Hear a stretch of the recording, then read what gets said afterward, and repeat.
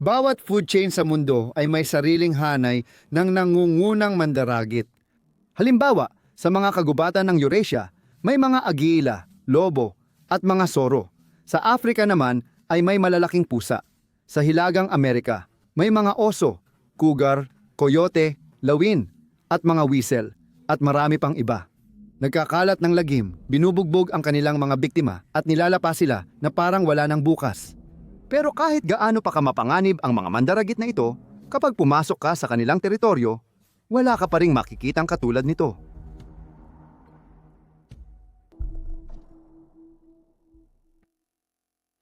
Ito ang teritoryo ng isang ibon na bahagyang mas malaki lang kaysa maya, pero mas malupit o, para maging mas eksakto, mas baliw pa kaysa sa kalahati ng food chain na pinagsama-sama. Tinatawag na tagalapastangan ng kalangitan, ang mabagsik na hayop na ito ay pumapatay hindi lang para sa pagkain, kundi pati para sa kasiyahan. Mula sa paggaya ng huni ng ibang ibon para mahikayat silang lumapit, pagpatay ng sobra sa kaya nitong kainin, at pagtusok ng buhay na biktima sa mga tinik o bakod bilang parang tropeyo. Ang naiwan ay tanawing nakakagimbal na parang eksena sa pelikulang katatakutan. At hindi lang doon nagtatapos. Ito rin ang dahilan kung bakit nahuhumaling ang mga babae sa mga lalaki. Kilalanin si Shrek ang tagatusok.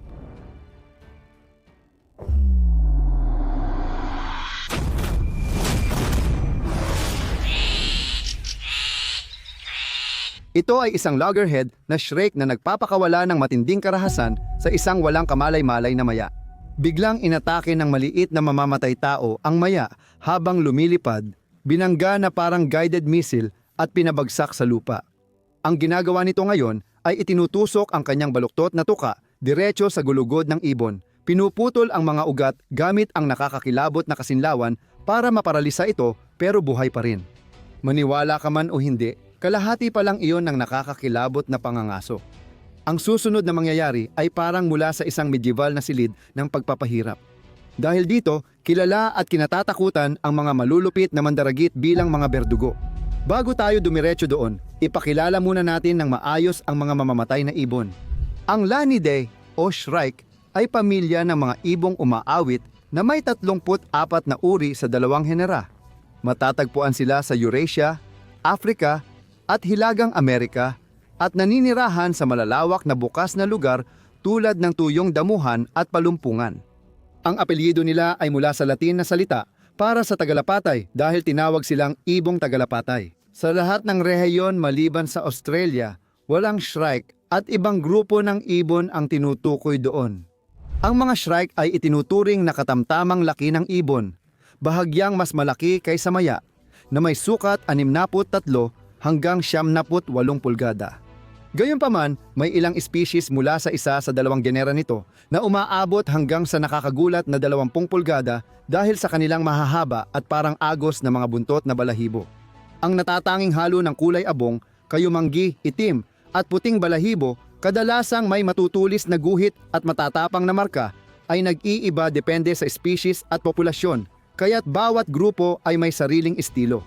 Kung pag-uusapan ang mga katangian, kung may isang bagay na kilala ang mga shrike higit sa lahat, hindi ito ang mga kulay, kundi ang karahasan.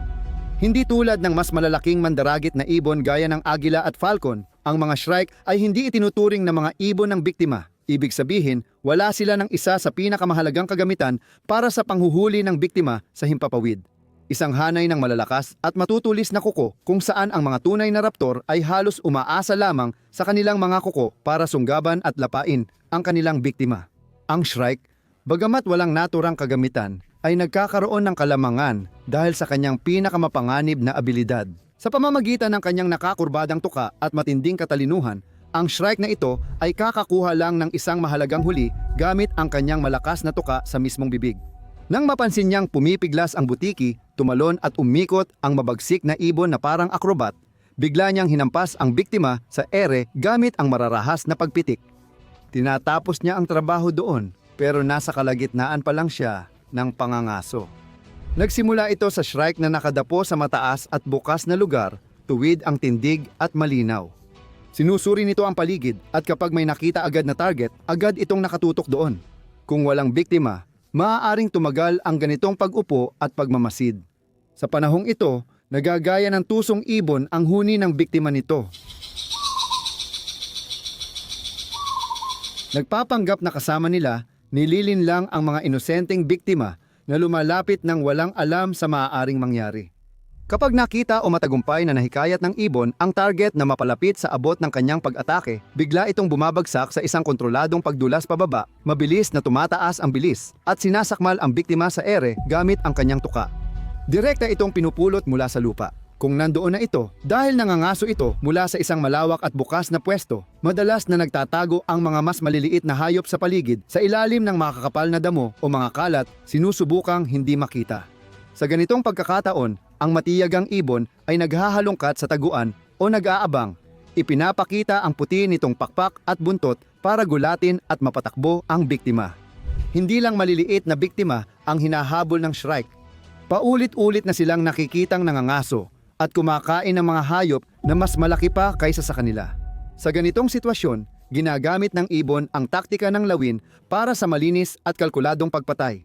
Mabilis itong lumilipad pababa at isinusubsob ang tuka sa leeg o ulo ng hayop na nagdudulot ng matalim at malakas na hampas na parang whiplash. Madalas nitong mapatay o maparalisa agad ang biktima bago pa man ito makapansin. Ano ang mangyayari kung hindi tuluyang nagtagumpay ang unang atake at nakaligtas ang biktima sa unang hampas? Kalma lang ang mandaragit, patuloy na tinutusok at iniikot ang gulugod, hinihila ang ugat hanggang sa maparalisa at mawala ng depensa ang biktima. Buhay pa rin pero hindi na talaga makakagalaw. Ang mga kalamnan sa leeg nito ay nagbibigay ng lakas at katatagan sa ulo, kaya't sapat ang puwersa nito para maghatid ng eksakto at mapanirang mga hampas gamit ang nakahook nitong tuka. Bukod pa rito, ang tuka ay hindi lang matulis na dulo, parang sa tao. Ang mga shrike ay may dalawang keratin na umbok sa itaas na bahagi ng tuka, na kilala bilang tomial teeth. Tumutulong ang mga umbok na ito sa paghiwa ng biktima ng tumpak at nagpapalakas sa kapit ng baluktot na tuka. Kaya nitong hawakan ang pumapalag na biktima kahit mas mabigat pa ito sa ibon. Ang malupit na abuhing shrike ay nakita na pinahirapan ang kawawang daga. Sinigurong maramdaman ng biktima ang bawat sandali matapos tamaan ng eksaktong hampas sa gulugod na nagpamanhid dito. Paulit-ulit na hinuhuli at pinapakawala ng mandaragit ang daga, matiising maghintay hanggang maramdaman ng biktima ang pinsala. Parang mamamatay tao na may kontrol sa kalalabasan. Pagkatapos gawing hindi makagalaw ang biktima, dinadala ng shrike ito sa tuka papunta sa malapit na tinik, palumpong, barbed wire, o kahit anong matalim. Tinutusok nito ang biktima, kadalasang buhay pa, saka iniiwan ng ilang oras o araw. Hinahayaan ng araw na lumambot ang katawan para mahinog. Pero hindi doon nagtatapos iyon. Ang ibon ay umaabot pa ng mas malayo gamit lang ang mga simpleng paraan ng pagkatay. Pinupunit nito ang biktima sa maliliit at madaling nguyain na piraso, o kung ang biktima ay may lason, tulad ng makamandag na insekto o maliit na reptilya, iniiwan ito ng shrike sa tinik hanggang sa mabulok ang lason at maging ligtas kainin. Napansin ng mga eksperto ang ganitong ugali sa mga hayop tulad ng karaniwang palaka na may lason ang balat pero hindi ang laman. Sa ganitong mga pagkakataon, tinutusok ng shrike ang palaka at dahan-dahang binabalatan ang balat sa ulo para alisin ang lason. Parang isang magtitinda ng karne na naghahanda ng malinis na karne. Ang malawak nitong dieta ay mula sa mga insekto at arthropod gaya ng tipaklong at paru-paro hanggang sa iba't ibang uri ng maliliit at katamtamang laki ng butiki.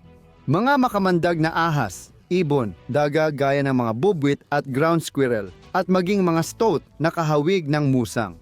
Kilala sila sa husay manghuli pero nagiging biktima pa rin ng walang sawang shrike. Kagiliw-giliw, ipinapakita ng mga bagong pag-aaral na halos hindi kailangan ng shrike ng higit pa sa 1 o 2 daga sa isang araw para mapanatiling aktibo ang mataas nitong metabolismo.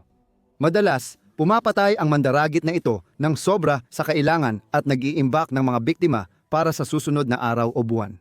Ang mga dagdag na huli ay tinutusok sa tinik o matutulis na sanga, lumilikha ng nakakakilabot na imbakan na tinatawag na larders o pantries, madalas puno ng iba't ibang na biktima na nakasabit na parang tropeyo. Dahil mas kaunti ang mga ibong ito kaysa ibang kumakain ng buto, bihira kang makakita ng shrike mag-isa sa kagubatan. Madalas umaasa ang mga eksperto sa paghahanap ng mga lugar na may nakatusok na biktima bilang palatandaan na may shrike na malapit. Ang mga nakakakilabot na imbakan na ito ay nagsisilbi ring babala sa mga posibleng karibal na lumayo o baka matulad sila sa mga biktima. At epektibo naman ito sa karamihan ng mga lokal na kakumpetensya, maliban sa ilan at isa na rito ang roadrunner. Kilala ang roadrunner na kumakain ng mga inakay pati sa shrike. Sobrang lalim ng kanilang alitan na kahit ang presensya lang ng isang roadrunner malapit sa kanilang pugad ay maaaring magdulot ng agresibong depensa. Tumutugon ang mga magulang na shrike sa pamamagitan ng paulit-ulit na pagsisid at pag-atake, sinusubukang paalisin o patayin agad ang banta. Ang roadrunner naman bilang tugon ay umiiwas lang sa kanilang mga atake at ginagamit ang tumitinding pagkataranta ng shrike bilang gabay. Habang natataranta sila, alam niyang papalapit na siya sa pugad nila. Bukod sa imbakan ng pagkain, ginagamit din ng mga lalaking shrike ang kanilang lugar ng pagtusok para makaakit ng mga babaeng shrike. Kapag mas maraming naitatabing pagkain ang lalaking shrike, mas mukhang malakas siya sa mga babaeng pwedeng mapangasawa kaya siya kadalasan ang pinipili. Dahil dito, tumitindi ang pagtusok at pag-iimbak ng pagkain tuwing Abril at unang bahagi ng Mayo, kapag aktibong pumipili ng kapareha ang mga babae. Para masigurong mapansin siya, nag-iipon ang lalaki ng makukulay na huli sa kanyang taguan. At kapag may malapit na babae, nagpe-perform siya ng ritual na sayaw na ginagaya ang pagtusok niya ng huli sa mga tinik. At inaalok pa niya ito ng kagat na parang sinasabi, "Oh, tingnan mo kung ano ang nahuli ko." Nagpapakakalmado ang mga babae, parang tatanggapin lang niya ang pagkain, pero wala nang iba pa. Patuloy na nagpapakitang gilas ang lalaki, mas malakas ang pagkanta at pagtawag.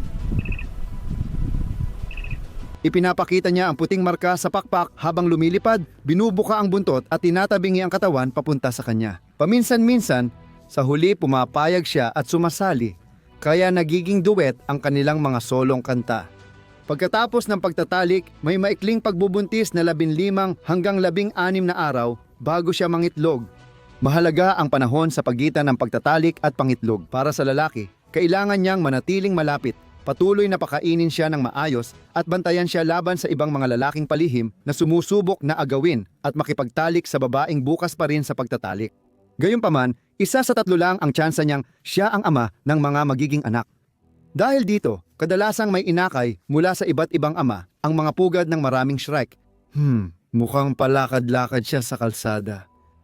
Dahil sa kanilang maliit na laki, ang mga mabagsik na ibong ito ay hindi naman tunay na panganib sa mga tao. Pero hindi sila magdadalawang isip na gamitin ang kanilang matutulis na tuka kapag naramdaman nilang sila ay naiipit o nanganganib.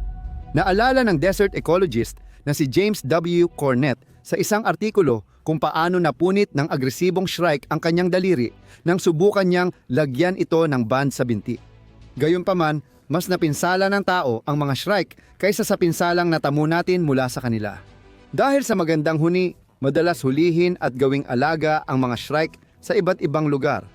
Malaki ang epekto ng pagkasira ng tirahan at pagbabago ng klima dulot ng tao sa ilang lokal na populasyon ng shrike, ang iba ay tuluyang nawala na. Sa kabuuan, hindi naman ganoon kalala ang sitwasyon.